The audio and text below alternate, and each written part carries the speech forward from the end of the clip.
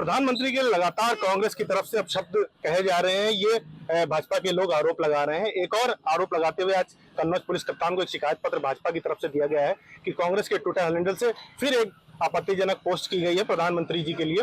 इसके लेकर यहाँ पर भाजपा के विधायक भी पहुंचे हैं और कुछ भाजपा के कार्यकर्ता हैं, आईटी सेल के भी हैं।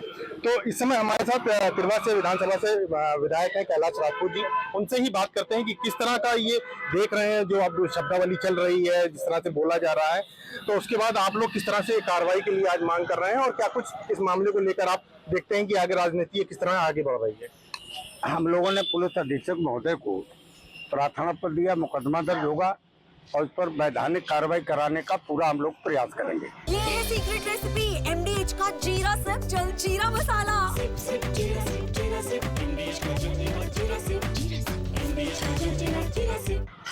निश्चित तौर से हम लोग कह सकते हैं कि अभी चीन में सम्मेलन हुआ था, अमेरिका ने हम लोगों पर टैरिफ लगाया था।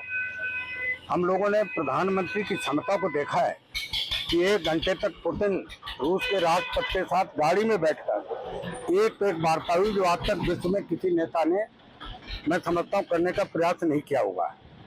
और अमेरिका एकदम जब चीन में बैठक चल रही थी घबरा गया, रोने लगा। इसने पहले मुनीर को बुलाया था, वहाँ के सेनाध्यक्ष पाकिस्तान को, फिर दोबारा बुलाया। मोदी जी हवाई यात्रा से आ रहे थे, मोदी जी से कहा भी आ जाइए। मोदी जी को अपमानित करने का अमेरिका प्रयास कर रहा था, लेकिन अमेरिका को यशस्वी प्रधानमंत्री मोदी जी ने और रूस के राष्ट्रपति जी ने गाड़ी में बैठकर, ये शायद पहला कोई बाकिया देश में विश्व में होगा, बैठकर भारत को आगे ले जाने के संबंध में चर्चा हुई।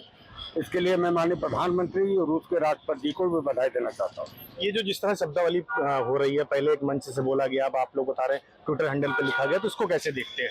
असल में कांग्रेस वाले प्रधानमंत्री पद की तरफ देख रहे हैं, लेकिन अब चूंकि उनका 2-3 बार में उनका राज्य रहा है और उसमें ये समझते थे कि हम तो प्रधानमंत्री जब चाहेंगे बन जाएंगे, लेकिन अब गरीब परिवार में जन्म लेने वाला व्यक्ति, चाय बेचने वाले का बेटा, मेहनत करके कितने देशों की यात्रा की है और मुझे लगता है 35 से 40 देश अपने सर्वोच्च सम्मान से माननीय मोदी जी को सम्मानित कर चुके हैं।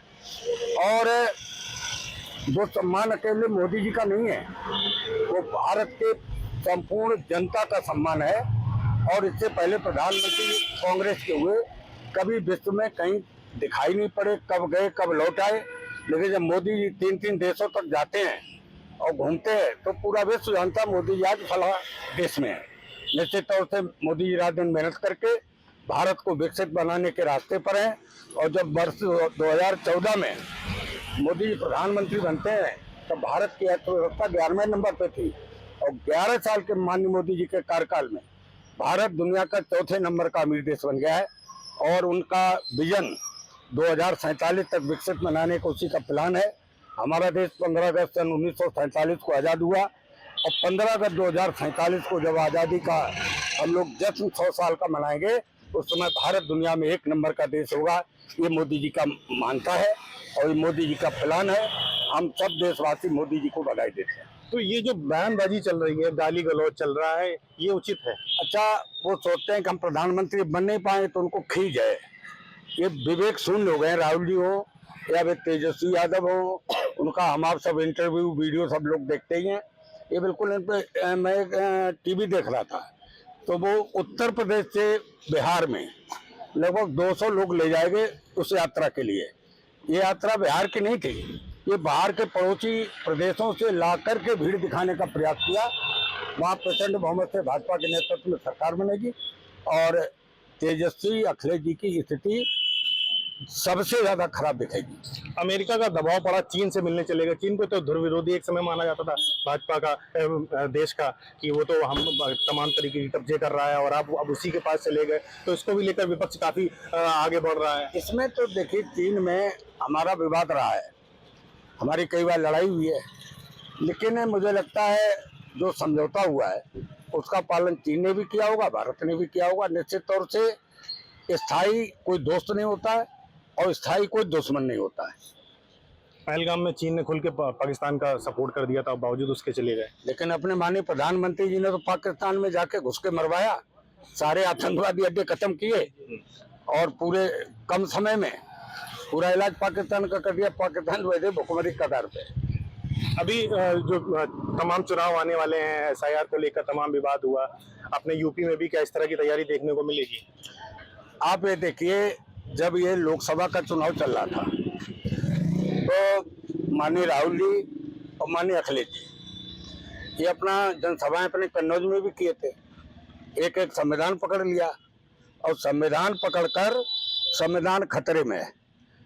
प्रदेश की जनता गरीब है, कमजोर है, वो अफवाह को समझ नहीं पाई। उनको लगा कि संविधान खतरे में हो जाएगा तो हमारा आरक्षण खत्म हो जाएगा। इस भ्रमित होकर समाजवादी पार्टी और कांग्रेस की स्थिति लोकसभा में अच्छी हुई उत्तर प्रदेश। उसी चक्कर में ये लगे कि बिहार में चले जाए, वहां पर उन्होंने वोट चोरी का आरोप लगाना शुरू कर दिया। और अगर घुसपैठिए बांग्लादेशी हैं, उनके अगर वोट नहीं काटे जाएंगे तो धीरे धीरे बाहर से घुस के भारत में तो आतंक फैलाएंगे। तो निश्चित तौर से उत्तर प्रदेश में उनको लाभ मिल गया, उस लाभ को ये दोहराने का प्रयास कर रहे हैं। ये लोगों का सोच गलत है। एक बार अफवाह फैलाकर लोगों को ठगा जा सकता है, बार बार नहीं। मोदी जी ने कल खुद आके बोला कि मेरी माँ का क्या दोस्त था, राजनीति से तो दूर का पूरा भाषण है। मोदी जी ने गलत थोड़ा कहा। मोदी जब इन्होंने आरोप लगाया तब तो मोदी जी विदेश में थे। जब देश में लौटे तो उन्होंने अपनी पीड़ा को व्यक्त किया, उनकी मार्मिक अपील, उनका वक्तव्य देखकर पूरा देश स्तब्ध है कि निश्चित तौर से कांग्रेस के मन से जो माननीय मोदी जी के माता जी का अपमान किया गया वो देश के कोई भी आदमी बर्दाश्त नहीं कर रहा। निश्चित तौर से इसको कांग्रेस और तेजस्वी जो भी बिहार चुने उनको खामियाजा चुनाव में भुगतना पड़ेगा। अपने यहाँ भी कुछ विरोध देखने को मिलेगा मोदी जी की माता जी के लिए इस तरह से बोला गया? क्यों, हम लोग तो सब विरोध कर रहे हैं पूरे देश। जितना पार्टी का निर्देश, बिहार में बंदी का भी ऐलान हो गया। अब बिहार में हो गया होगा, उत्तर प्रदेश में हम लोग जो पार्टी गाइडलाइन निर्देश करे उसका पालन करें। तो जैसा बताया गया कि लगातार कांग्रेस की तरफ से प्रधानमंत्री को टारगेट किया जा रहा है, उनके खिलाफ अपशब्द बोले जा रहे हैं। तो एक और शिकायत कन्नौज में एसपी कार्यालय में भाजपा कार्यकर्ताओं के द्वारा दी गई। Amit Mishra, TV9 Bharat first, Kannauj. अब छोलिया हो या लोबिया, सफेद चने या काले चने, सब कुछ मजेदार बने। MDH